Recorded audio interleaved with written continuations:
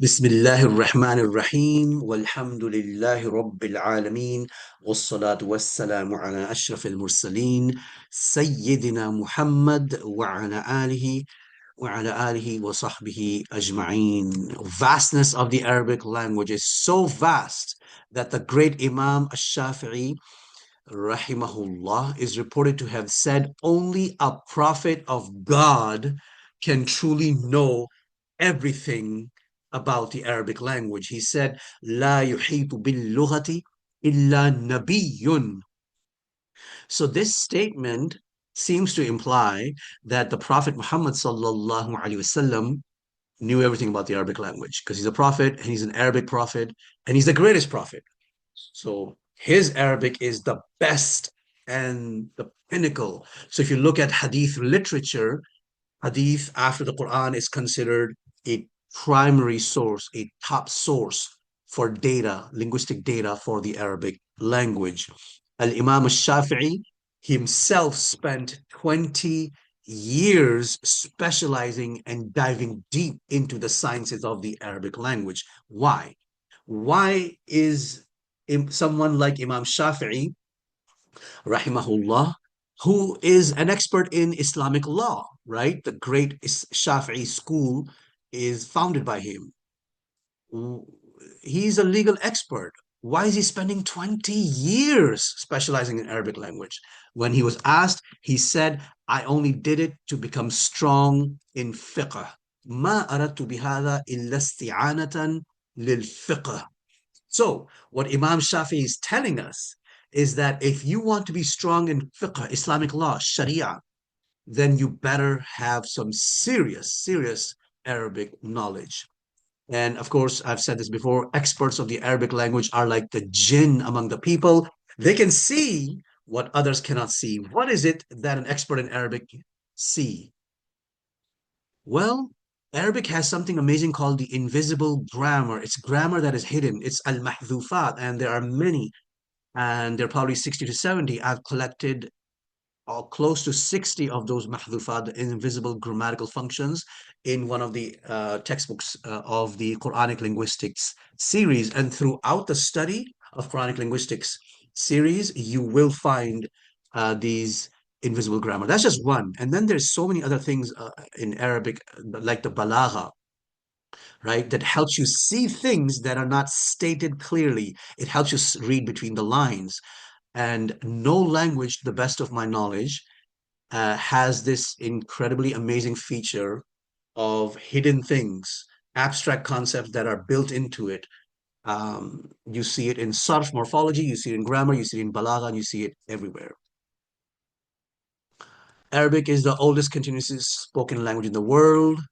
Of course, we mentioned that before, but I'm mentioning it again. Arabic linguists in the early Islamic history developed sophisticated linguistic theories that far exceed and predate any Western language and linguistic scholarships.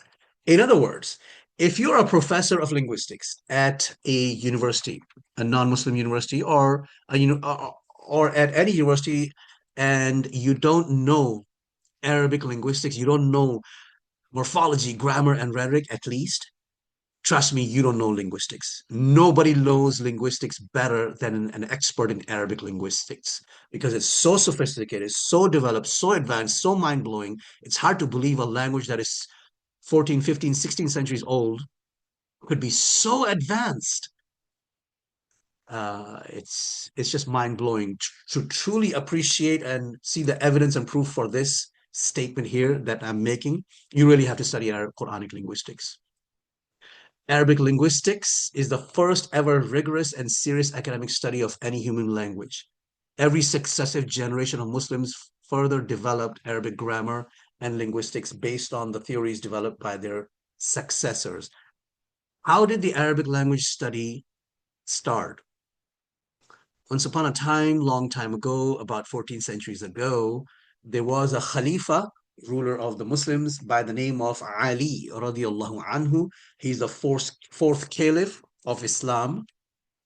First one being Abu Bakr, then Umar, then Uthman, then Ali radiallahu anhu. During his time, there was a man called Abu al-Aswad ad-Du'ali. Abu al-Aswad ad-Du'ali. And let me quote something here from what happened and what he said to his daughter.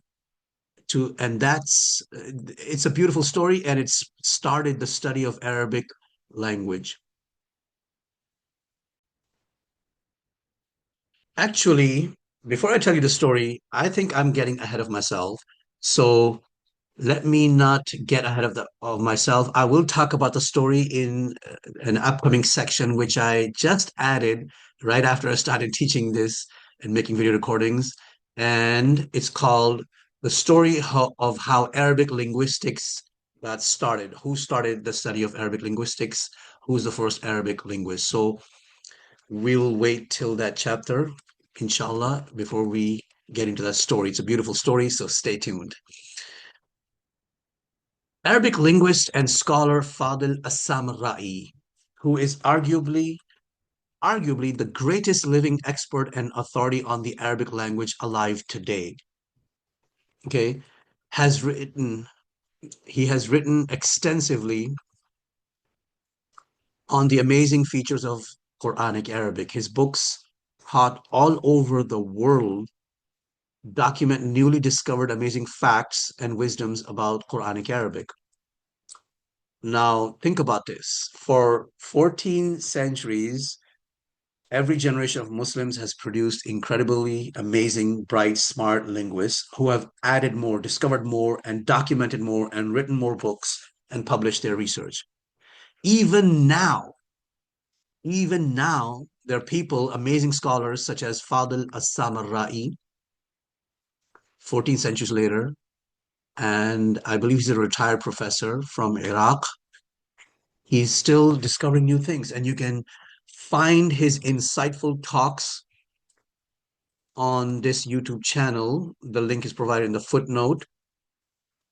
His research is absolutely mind blowing. I have quoted him throughout the Quranic linguistics series, throughout all of my Quranic Arabic books.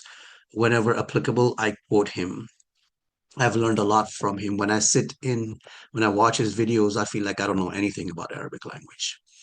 So, what are the primary sources of the Arabic language? The primary sources of Arabic language, meaning where do we get the rules from?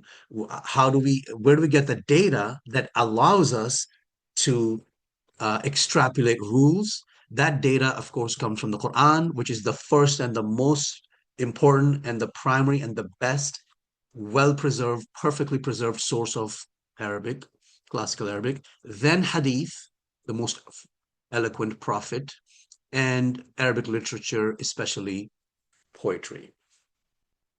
Again, I have not done justice to the topic, the vastness of the Arabic language. That topic itself is a vast topic.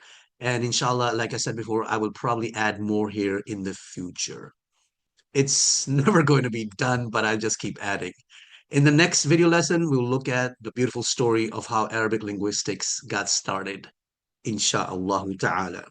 والحمد لله رب العالمين والصلاة والسلام على أشرف المرسلين سيدنا محمد وعلى آله وصحبه أجمعين